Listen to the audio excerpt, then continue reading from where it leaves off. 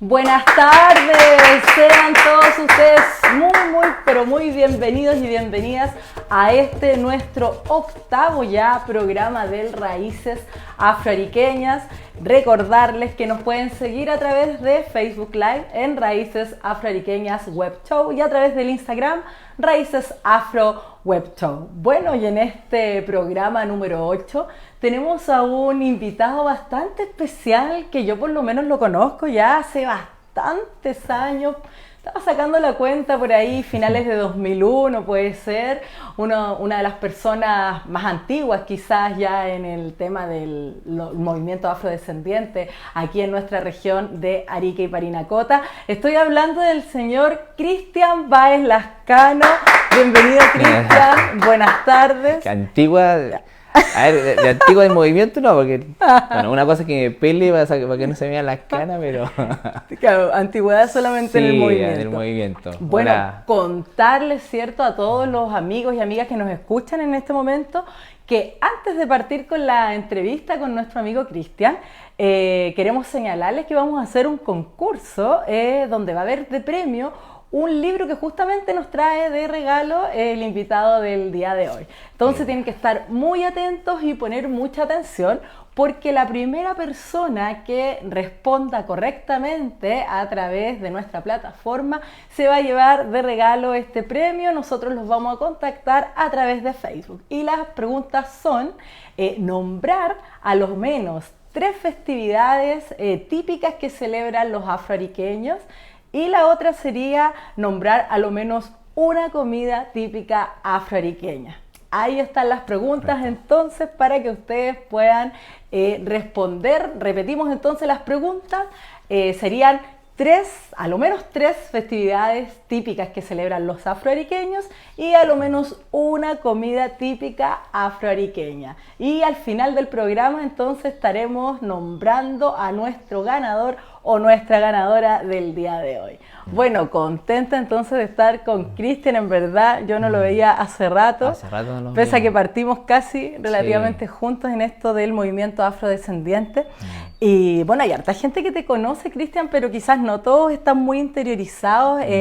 ¿Cómo partes, cierto? ¿O cómo te das cuenta, te percatas, cómo y cuándo, de tu procedencia afrodescendiente? Sí, bueno, gracias por la invitación y...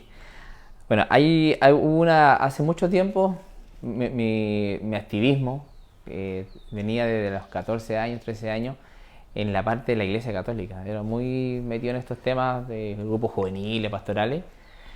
Y hay un cura, que ya no es cura, que es amigo mío, que es Manino, empezó a decirnos, bueno, se juntaban con la familia a ver a mi abuela negra, a mi papá, y todo eso, decía... Oye, ustedes tienen su tradición, sus costumbres, o sea, te está hablando de la década del 90. Y siempre decía, ustedes tienen costumbres, tradiciones, tienen cosas. Y ahí justo aparece la ley indígena. la ley indígena. Eso fue como al principio de los 90 Sí, casi. por esa ley indígena.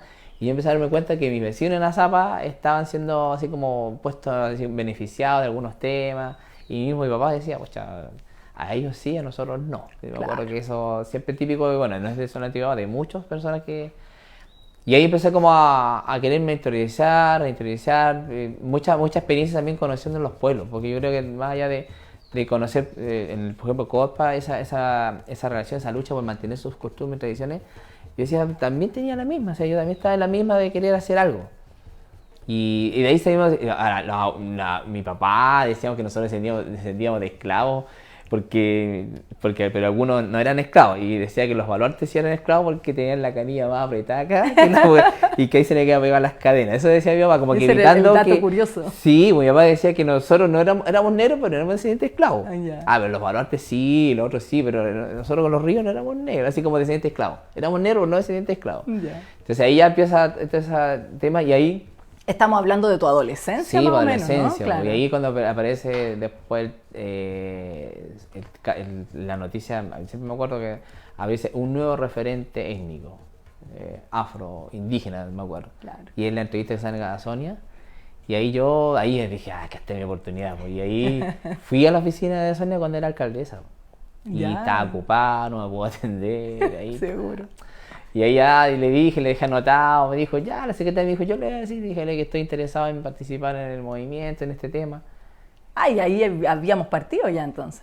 No, pues espérate, y ahí después aparece una pareja de caminantes por el Valle de Azapa, buscando, investigando el tema afro. Y yo me acuerdo que iba bajando y encontré a esa pareja, y dije, mira, los pololos andan paseando, y dije yo, los que mirando, así pasé. Y después al rato me llego donde mi abuela y me dice, ¿qué te andaban buscando? Querían entrevistarme, calla. ¿Y quién era? No, un joven con una niña que querían del tema afro, negro, no sé. Y yo le dije que tú estás interesado. Que mi abuela me tiró. Esa fue la respuesta que nos dio tu abuelita. Y ahí ya, después, de ahí ya como que fue el espacio para poder hacer todo lo que yo quería. O sea, ayer tuve una reflexión súper linda con un amigo. Tengo un amigo afroestadounidense que está en mi casa. ¿Ya? Es un joven, tiene 16 años. Y él me preguntaba, pues yo le decía que cuando empezó el movimiento, dije yo, no es que necesariamente uno quiere vivir de eso, como que aprovecharse del sistema, sino que quiero buscar la forma para poder vivir, pero para dedicarme al tema afro de lleno. O sea, no me interesa buscar una pega así como donde no tenga nada relación con lo mío. Ya. Y lo dije muchas veces, pues dije, y ahora siento que lo he logrado.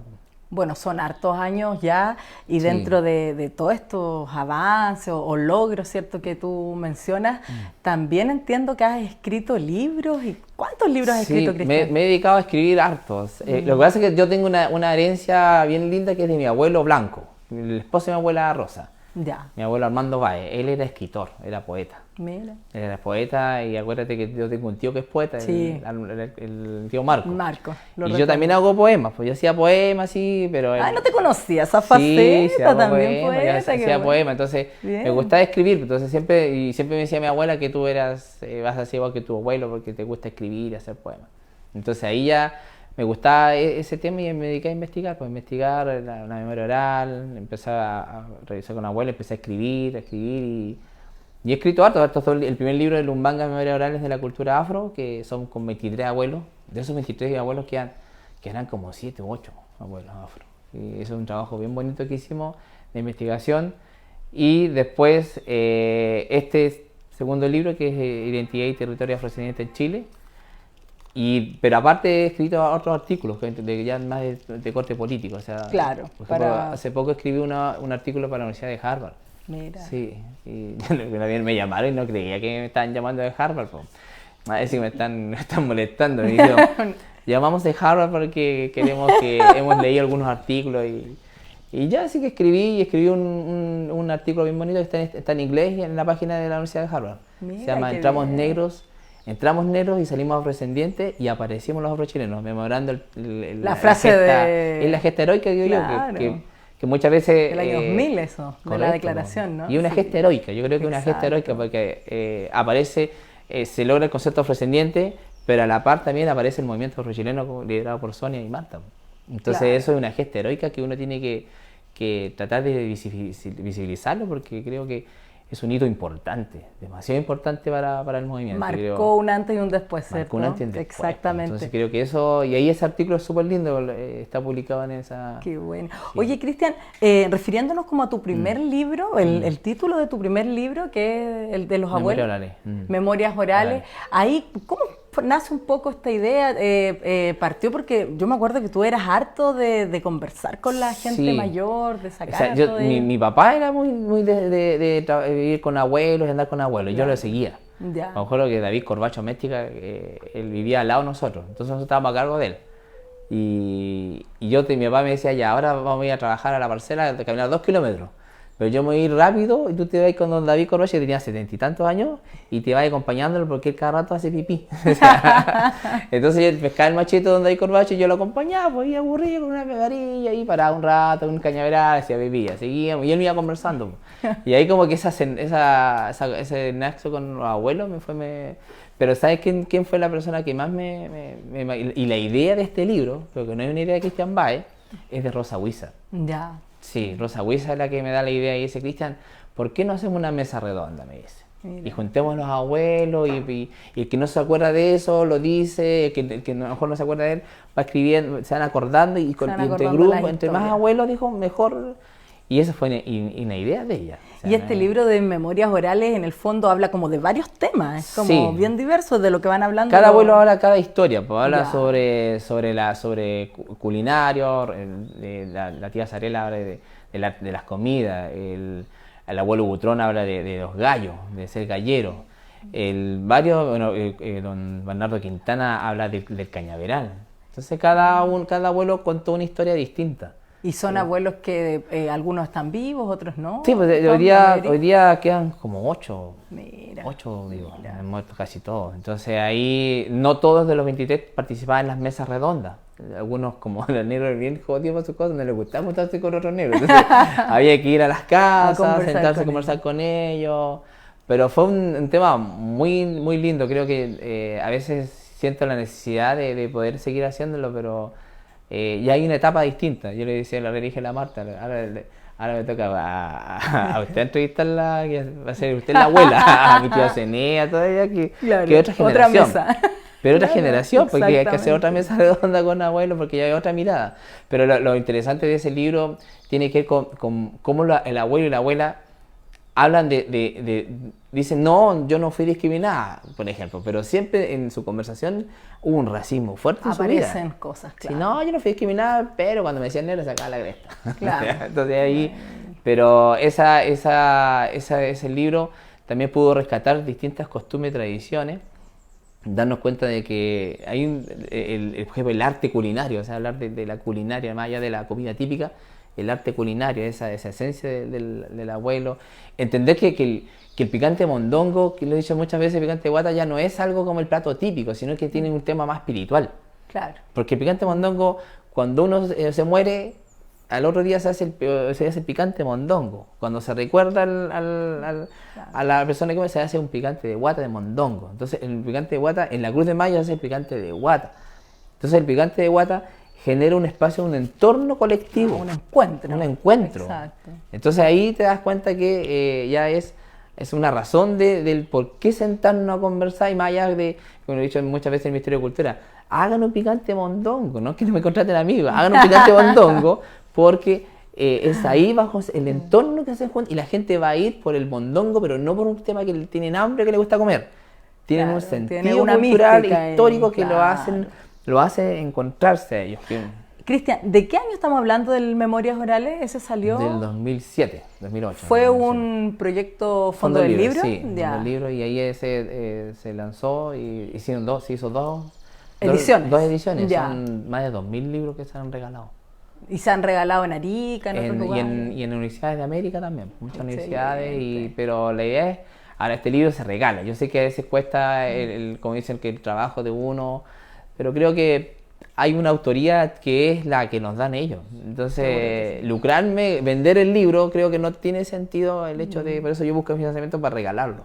Ya. Y creo que... ¿Y este segundo libro que tenemos acá sale qué año, Cristian? El año pasado. El año pasado. Sí. Este es el Identidad y Territorio Afrodescendiente.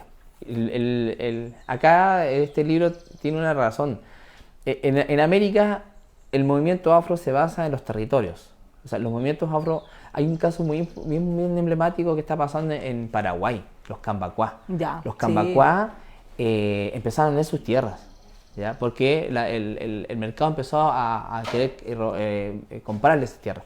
Y han ido vendiendo, y hoy día los cambacuás están fragmentados. ¿Ya? Hay un territorio que está, ya no pueden ellos, por ejemplo, los cambacá venden una casa al lado y ellos no pueden, los prohíben criar gallinas, les prohíben criar animales porque el otro lado ya no les gusta. Entonces hay un problema del territorio. Como entonces, fragmentado. Y en Colombia los territorios, al final los territorios deben fortalecerse para un tema para que el pueblo perdure. Sin territorio, más allá, y eso es lo que decimos, no es necesario vivir en el territorio, sino entender que hoy día el único territorio ancestral que hace resistencia cultural es en la Zapa, porque nos quitaron la chimba, nos quitaron Esmeralda, hoy día queda poco, nos quitaron el Lumbanga, entonces hoy día el único que hace resistencia cultural es a Zapa. Y de eso trata el libro, mira qué interesante. Y tiene que y lo otro también conocer las negritudes, las otras negritudes más allá de los tambores, de la danza, entender que, por ejemplo, hay una parte de entender que cuando yo veo un batán, me relaciono culturalmente porque es una piedra que nuestros abuelos, ¿me entiendes? O sea, cuando yo veo bueno, aparte más allá del picante mondongo, la hierba luisa fue traída de África. O sea, la gente dice, esta es la hierba luisa. Pero la hierba luisa fue traída de África. Aromática. O sea, el chololo también fue traído de África, está comprobado que fue traído de África. Entonces, todas esas relaciones es un poco darnos cuenta que nuestras negritudes, muchos abuelos decían, yo no me siento negro, me acuerdo que abuelo Butrón decía, yo no me siento negro, escuchando cómo bailan ustedes, decía, claro, se sentía negro. No, yo me siento negro con mi gallo. Tal cual, claro, distintas cosas. Bueno, recordarle a los amigos y a las amigas que nos ven en este momento que estamos con un concurso hoy día con el investigador vivencial y activista afrodescendiente Cristian Báez Lascano. Él nos trajo de regalo su segundo libro, que estamos, ¿cierto?, premiando a la gente que nos escuche y que nos pueda responder la respuesta correcta. Y la primera persona que lo haga de forma correcta, ¿cierto?, se va a llevar de premio este libro. Y las preguntas son nombrar a lo menos 3 festividades que sean típicas celebradas por la población afroariqueña y por lo menos nombrar a una comida típica afroariqueña. Entonces ya lo saben los que nos están escuchando, al final del programa vamos a tener ganador o ganadora. Y seguimos conversando con Cristian. Cristian, me decías que este también fue un fondo del libro, el segundo. Pero yo te voy a pasar te voy a regalar para ti. Muchas gracias. Aquí para que se motiven en la casa, porque está súper bueno, está bonito el libro. Sí, este fueron fondos del libro. Con el tío Ángel, acá en la portada, Ángel Báez. Él fue también fuente inspiradora de este libro, porque él siempre hablaba sobre, los pocos que quedan, de captador de agua subterránea. Eso, el otro día conversábamos con alguien, si nos puedes contar, es un dato muy... Sí, es que eso ahí tiene que ver con los dones ancestrales. Sí. Los dones ancestrales, que esos dones, él pescaba la varilla y con una varilla en punta y captaba las napas subterráneas, las corrientes de napas subterráneas. Él antes de morir captó 52 pozos, desde Putre hasta acá.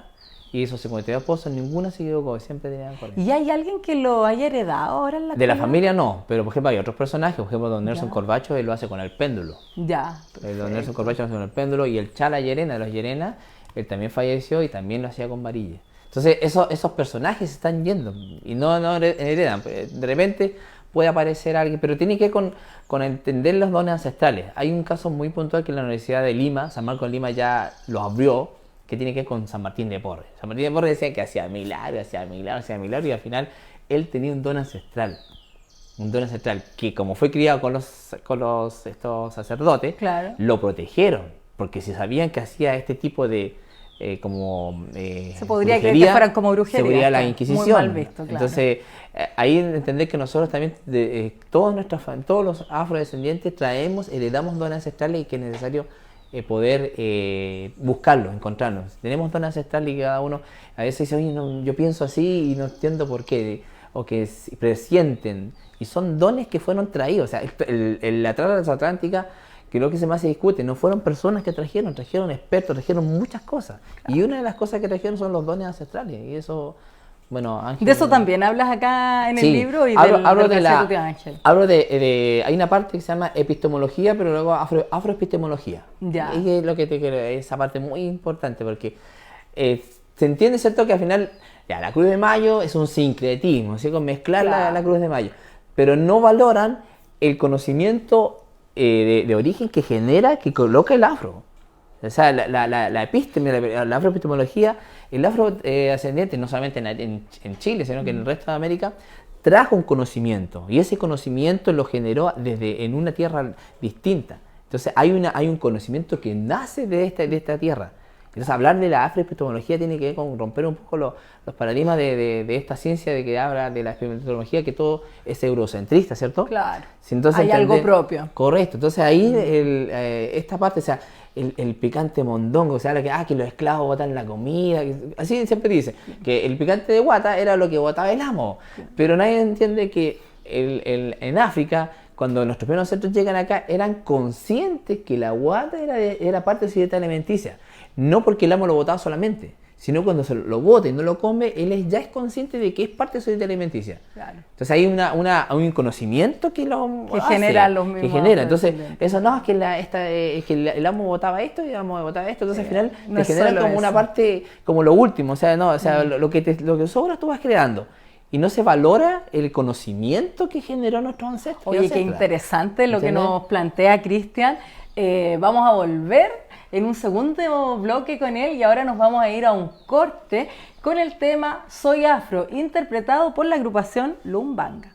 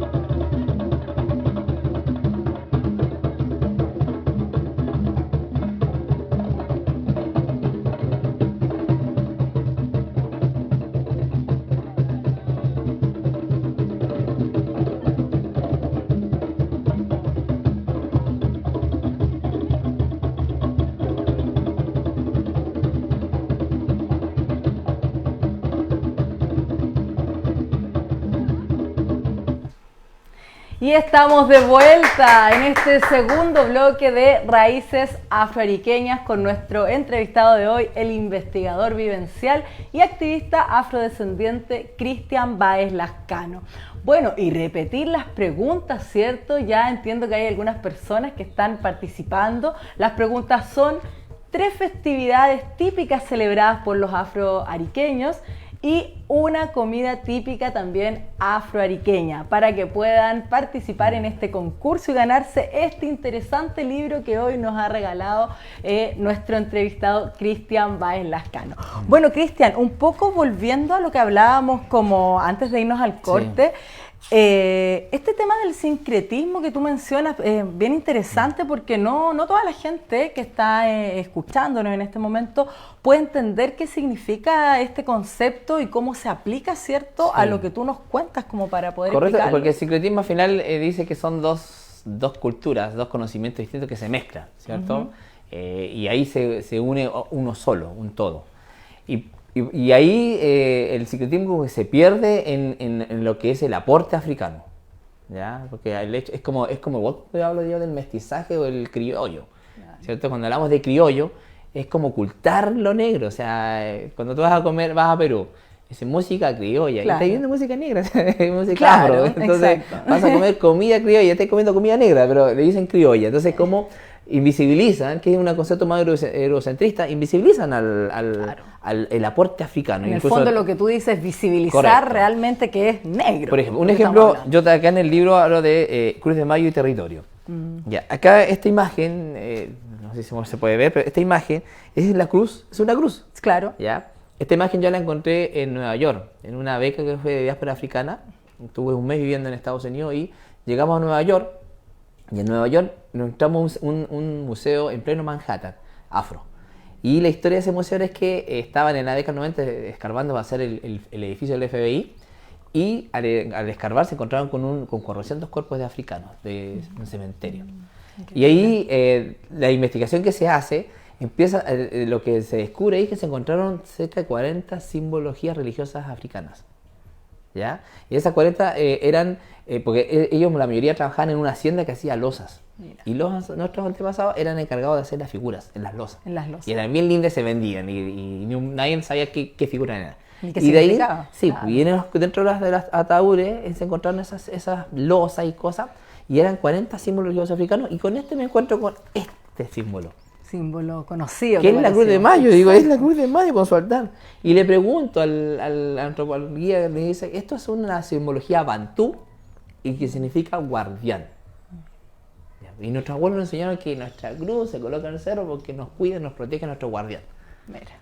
Entonces nuestro primer ancestro, que cuando la iglesia dice, a esta cruz tenéis que adorar, y como dicen siempre que viene de las cruzadas, está la tradición de la Cruz de Mayo, los ancestros nuestros dijeron no, o sea, bueno, esta para mí es simbología. También hay algo propio. Hay una consecuencia de subir la cruz al cerro. Exacto.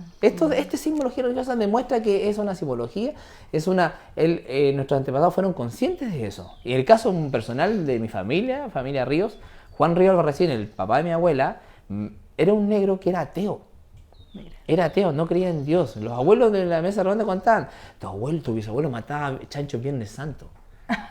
Pero no creía en Dios, pero sí creía en la Cruz de Mayo. Claro. Entonces un católico no puede no creer en Dios, o sea, creer en la Cruz de Mayo si es ateo. Y entonces ahí Pesaba más, un pesaba símbolo más. importante. Entonces este sincretismo es el que hoy día es necesario poner en valor y decir, igual que ya en Arica, o sea, decir, cuando se habla del picante de guata, ya es un picante mondongo. Y es un aporte a una región. O sea, el picante mondongo no es... cuando yo he traído amigos de Angola, del Congo y de Guinea-Bissau, han llegado a mi casa, y cuando los preparo, algunos se han puesto a llorar, algunos dicen esto es mío. Un niño de Mabola me dijo, Príncipe Mabola, un amigo que es de Guinea-Bissau, me dice que esto es mío, yo lo como todos los días, dijo.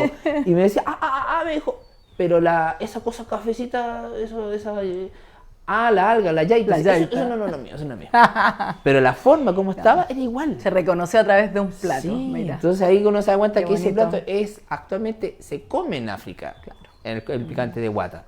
Entonces el poroto con arroz, el frijol con arroz también, en este libro tratamos de mostrar que los abuelos decían que el frijol antiguamente se comía el puro frijol puro y con el arroz blanco acompañado. Claro. ¿Y cuál es la chinización?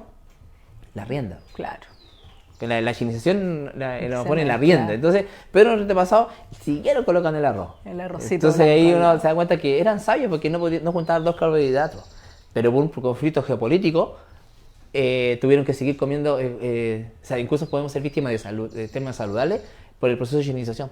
Imagínate. ¿Te das cuenta? ¿No? Entonces al final hay distintos aportes que en interesantes las reflexiones. Sí, tiene que ir entonces hacen resistencia nuestros abuelos. Estas tradiciones son resistencias que uno tiene que empezar a visualizar elementos africanos que están tan escondidos y que se disfrazan por... en el norte comen arroz porque comen arroz, así como que son buenos para comer arroz. Y no es un aporte africano, o sea, el arroz no fue traído de China a América. No se le ha dado esa mirada. Todas las investigaciones sale, el arroz fue traído de África a América, no fue traído de China. Entonces y el arroz es graneadito. Claro. Estoy casado con una china y me decía que el arroz graneadito con palito no se come. El arroz de China es mazamorra. Exacto. Y se pesca y se agarra, ¿cierto? Claro. Entonces, pero Sheila Walker, que es una africanista, habla de que Estados Unidos, y lo demuestra científicamente, que Estados Unidos llegó a ser una potencia mundial gracias al arroz, que es en Charleston. Que yo tuve la oportunidad de estar en el sur de Carolina, en Charleston, y ahí vi cómo la mano de obra esclava traen a los africanos y traen el arroz. Entonces ese arroz es una producción, entonces la dieta alimenticia de comer arroz anda en cualquier parte de América donde hay comunidades negras, todos comen arroz. Todos comen arroz, hay evidencia ahí. Entonces, oye, Cristian, muy interesante todas estas reflexiones que nos estás haciendo a partir de tu libro. Y bueno, preguntarte, sin duda que estos libros, ¿cierto?, son tremendos aportes. ¿Cuáles crees tú que han sido tus propios aportes desde que te iniciaste en el movimiento afrodescendiente? Primero, el primer aporte es esto, la memoria. O sea, impulsar la memoria oral. Creo que hemos tenido siempre no una amenaza, pero una crítica desde el pueblo indígena, que no tenemos cosmovisión, que no tenemos lengua, ¿cierto? Un montón de elementos. Una serie de elementos. Y que no tenemos territorio. Entonces, creo que uno de los aportes más importantes a mi parecer, y creo que incluso con el de la Marta, que el libro que ha hecho ella, es que escribir e investigar este tema ha hecho demostrar, ha impulsado que otros investigadores ya académicos, ¿cierto?, de universidades se dedican a investigar estos temas porque se hace necesario defender nuestra cosmovisión, porque nosotros tenemos cosmovisión. Decía cuando comemos picante de guata y la espiritualidad que surge, hay una cosmovisión, y eso nosotros tenemos que empezar a ponerlo y decir, esto es nuestra cosmovisión y esto es nuestro territorio. Eso ha sido el aporte, y políticamente tiene que ver con hartas cosas que hemos hecho, pero siempre ha sido más colectivo. Claro, un trabajo colectivo. Sí, no el hecho de la ruta del esclavo, que es un proyecto que tiene sentido más patrimonial y no educativo, patrimonial que turístico, le damos más sentido patrimonial, los proyectos de ley, que a veces eso también se olvida mucho es importante recordar la memoria. El caso, por ejemplo, no es por reírse, pero las caminatas que hiciste tú por Azama marcó algo importante. Sin duda que sí. Marcó algo importante, se marca el hito. Eso nosotros como Asené siempre dice, desconocer el aporte de la primera agrupación afro es como desconocer nuestra historia. Claro. Entonces, por ejemplo, el proyecto de ley. El primer proyecto de ley. O sea, hoy día hay un proyecto de ley, pero ¿quién inició el proyecto de ley? ¿Quiénes fueron los que hicieron el insumo del proyecto de ley? Exacto. ¿Te acuerdas tú? Los iniciadores. Pues. Sí, pues, no, pero tú, ¿te acuerdas con tu tesis, ¿cierto? Tu tesis, que incluso antes veníamos hablando de algo así, pero con la tesis que hicimos con un grupo de compañeras marcamos ahí un... Ese fue entonces, ahí, si bien no es la misma ley que se diseñó, pero la lucha del proceso de la ley, no es solamente esta ley que presentó hoy día el diputado Rocaful. Incluso nosotros en Rumbanga el año 2006, me acuerdo, presentamos un insumo, igual como lo que presentamos al diputado Balear, ¿te acuerdas? Sí, me acuerdo. ¿Ya? Antes nosotros hicimos un insumo de 80 páginas, se lo entregamos cuando era el diputado Paredes. Y nosotros se presentamos para que presentara un proyecto de ley y no lo pescó nunca. Lo que pasa es que hay una serie de acontecimientos que se fueron generando desde el inicio del movimiento, con aportes de varios. Entre esos estábamos con estas compañeras que nos recibimos de Entonces tiene que ver con aportes intelectuales. Exacto. Ojo, hasta que se fue generando. Y uno no puede olvidar esos aportes en distintos espacios. Y si bien hoy día aparecen otros líderes y se suman a la lucha, pero es importante empezar. Por ejemplo, con Aceneba impulsamos la primera agrupación de mujeres, que es Wanda. Claro. Después de ahí impulsamos. De ahí sale. Pero creo que el aporte más, lo que yo me siento orgulloso es de crear más movimientos. Porque hoy día tenemos agrupaciones de comité de allegados, de mujeres rurales, de niños e infantos. O sea, creo que eso es motivar a que se amplíe el espectro del movimiento. Y de hecho me comentabas también, ¿tienes un microemprendimiento de...? Sí, bueno, sí, porque ahí con el ¿no? proyecto de Corfo nosotros presentamos el ECAFRO, el nodo afro, claro. que impulsamos como para impulsar qué producen los negros hablando de este tema. O sea, esto todo tiene una relación, ¿cierto?, con la productividad, la intelectualidad. Porque sí, porque hoy día el picante de guata lo comen los aymaras, pero le dicen picante de guata. Pero yo necesito que nuestros afrodescendientes le digan mondongo como antiguamente se llamaba. No es que era peruano, no. Tiene mondongo y tiene que ver con darle la apuesta, la valorización de lo que nosotros producimos. O sea, tanto en arte culinario, en la danza. Creo que eso de los emprendimientos también es algo muy importante que se necesita. Yo vengo de un coloquio en Villarrica sobre patrimonio, pueblos indígenas afrodescendientes y territorio y la amenaza del turismo. Así se llama el seminario.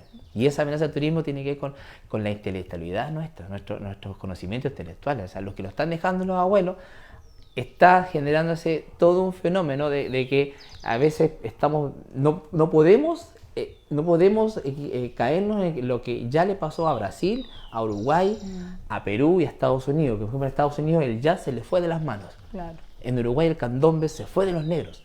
Hoy día si bien se reconoce, pero no hay un trabajo, dije, esto es afro-uruguayo, o sea, es de los uruguayos.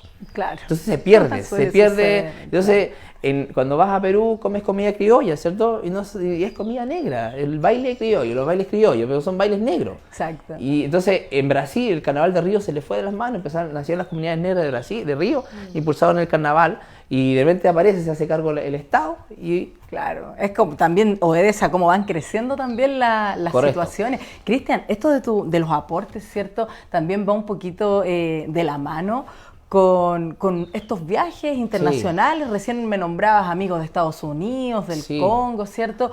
Que nos pudieras comentar quizás las instancias internacionales en las que has participado como las más importantes.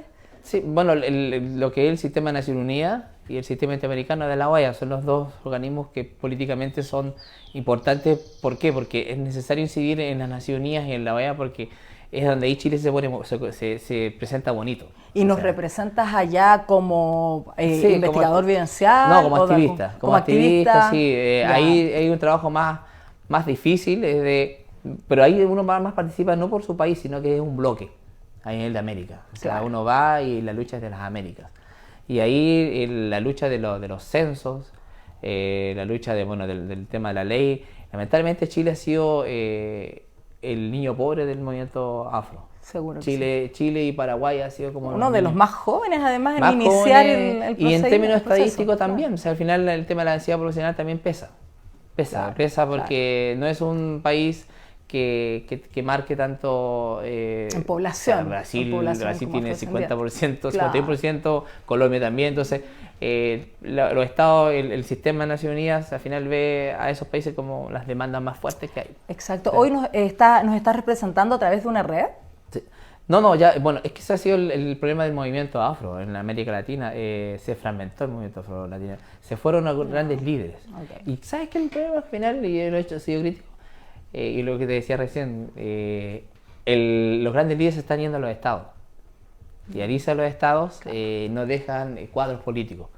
Entonces eso afecta mucho porque al final debilita el movimiento.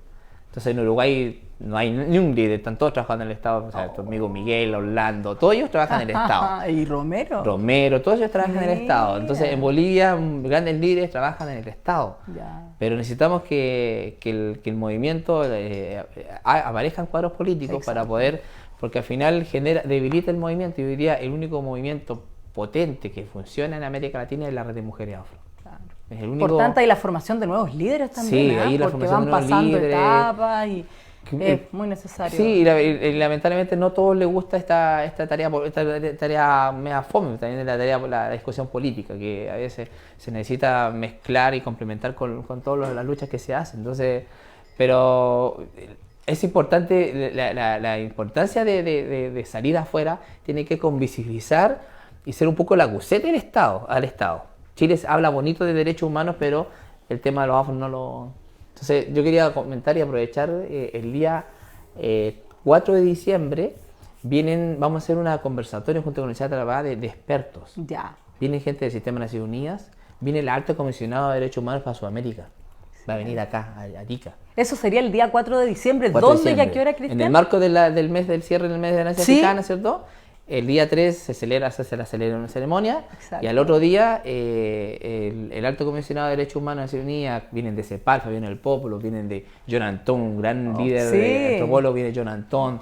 Excelentes exponentes. Sí, está Sara Busdicker de Estados Unidos, Gianmarco también viene, y viene, bueno, Pepe Elwin, José Elwin, vienen líderes académicos, investigadores, líderes negros, para sentarnos y por primera vez quedarnos callados como líderes afro y escucharlos recomendaciones que lo que se viene en el proyecto de ley. Cristian, el 4 de diciembre, ¿a qué hora y dónde? El 4 de diciembre ahí en la Universidad de Tarapacá, ahí en la sala Manuela Pinto, ahí vamos a hacer ese conversatorio donde estos expertos ya con la ley, porque estamos a puertas de la ley, ¿cierto? Exactamente. Que es el tema, que estamos a puertas de la ley, pero todavía no sabemos, o sea, la ley es la ley, que tiene 7 artículos que a lo mejor uno puede decir, uy, que pobre la ley, claro, ¿cierto? Pero va a depender del reglamento de la ley, ¿cierto? Cómo la diseñamos, y ahí es importante escuchar a expertos que nos digan que en el diseño de la ley tenemos que participar en esto, no olvidarnos de estos temas, no olvidar estos temas, porque si no somos capaces de diseñar una ley, hacer un reglamento potente, fuerte,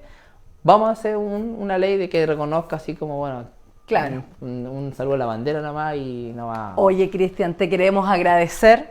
Muchas gracias por haber aceptado nuestra invitación. Una interesante conversación, sin duda que nos quedan varias cosas por conversar. Gracias por los libros, ¿cierto? Estos aportes. Y antes de despedirnos, contarles que nuestra ganadora hoy día es Claudia Jara. Varias personas escribieron, pero en verdad ella respondió con el concepto que correspondía y utilizó el término mondongo. Entonces la ganadora de este libro es Claudia Jara. Un aplauso para ella.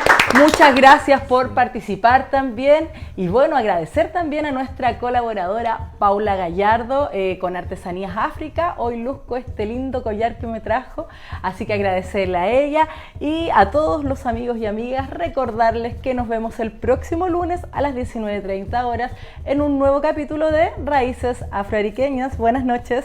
Chao, chao.